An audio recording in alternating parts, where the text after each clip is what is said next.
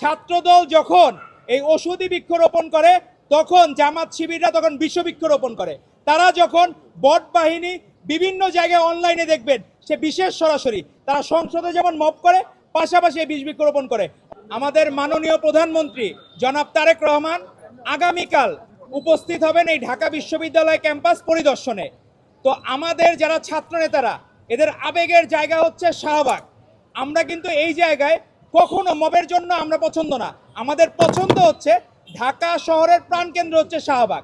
তো এই শাহবাগ এলাকায় যখন আমাদের মাননীয় প্রধানমন্ত্রী আসবেন তো এইটা স্বাভাবিক বিষয়, আমাদের সকলের মধ্যে আনন্দ বিরাজ করছে।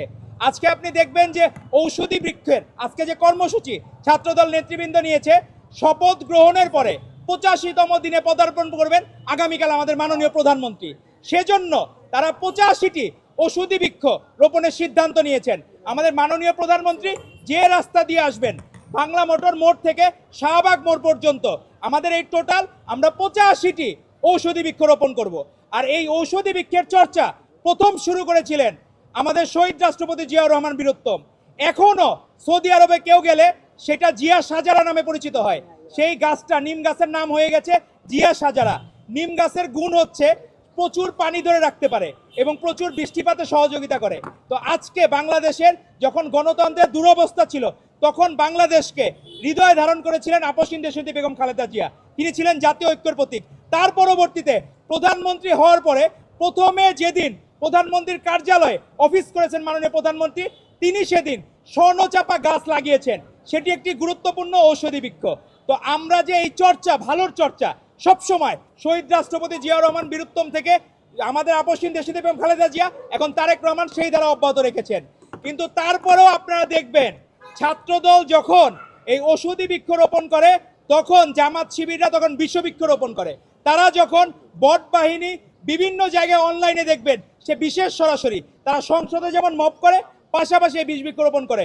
অবশ্য তাদের মন খারাপের কারণও আছে, তারা হচ্ছে রাতেবেলা ঘুম হয় না। এখন আপনি দেখবেন 12ই ফেব্রুয়ারি নির্বাচনের পরে তারা নির্ঘুম রাত কাটায়। আর নির্ঘুম রাত যে কাটায় তাদের জন্য ওষুধ আছে, এখানে ওষুধি বৃক্ষ আছে, এখানে ক্যামোমিল আছে, ল্যাভেন্ডার আছে, অশ্বগন্ধা আছে, এগুলা হইলো ঘুমের জন্য কাজে লাগে। তো আমরা জামাত শিবিরের ভাইদেরকে অনুরোধ করব, আপনারা এখানে ঔষধি গাছগুলো যে আমরা লাগাবো, আপনারা যেহেতু গুপ্তভাবেই কাজবাজ করেন, আপনারা গুপ্তভাবেই গাছের পাতা বাকল এগুলো ছিঁড়ে নিয়ে যান, আবার ক্ষতি করেন না, গাছটা একবার উপরে ফেলেন না।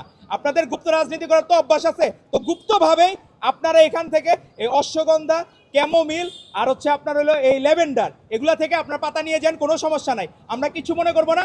আপনাদের ঘুম ভালো হইলে তাহলে আর মব করতে ইচ্ছা করবে না।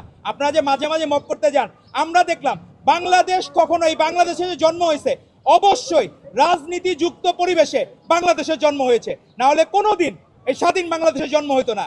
এখানে প্রত্যেকটা মানুষ রাজনৈতিকভাবে সচেতন। 24-এর গণ অভ্যুত্থানে প্রত্যেকটা মা বোন যারা গৃহিণী ছিল, আমার মা বোনেরা ছিল, প্রত্যেকেই রাজনৈতিকভাবে সচেতন ছিল বলেই আজকে আমরা সফল হয়েছি, এই বাংলাদেশ পেয়েছি। যারা রাজনীতি মুক্ত ক্যাম্পাস চায় তাদের অবশ্যই অসৎ উদ্দেশ্য আছে, তাদের ট্রান্সফরমেশনে কোনো গন্ডগোল হচ্ছে। তারা ছাত্রলীগ করে এসে মাঝে বৈষম্য বিরোধী করে এখন তারা শিবিরের খাতায় নাম লেখাচ্ছে। তো এই যে গুপ্ত রাজনীতির চর্চা, তাদের তো চর্চা বন্ধ হয়ে যাবে, কারণ যেখানে রাজনীতি মুক্ত ক্যাম্পাস থাকবে সেখানে স্বর্গরাজ্যে থাকবে হলো এই শিবিররা, সেটা কোনোদিন সম্ভব না। বাংলাদেশের সবচেয়ে জনপ্রিয় রাজনৈতিক ছাত্র সংগঠন হচ্ছে বাংলাদেশ জাতীয়তাবাদী ছাত্রদল। আপনারা যতই চেষ্টা করেন বাংলাদেশের সাধারণ শিক্ষার্থীদের মন থেকে ছাত্রদলের নাম তো কোনোদিন মুছে ফেলতে পারবেন না, বরঞ্চ প্রতিটি শিক্ষার্থীর মন জয় করে আগামীতে ছাত্র সংসদে ভূমিধ্বস বিজয় নিয়ে আমরা প্রত্যেকটা ক্যাম্পাসে বিচরণ করবো ইনশাল্লাহ।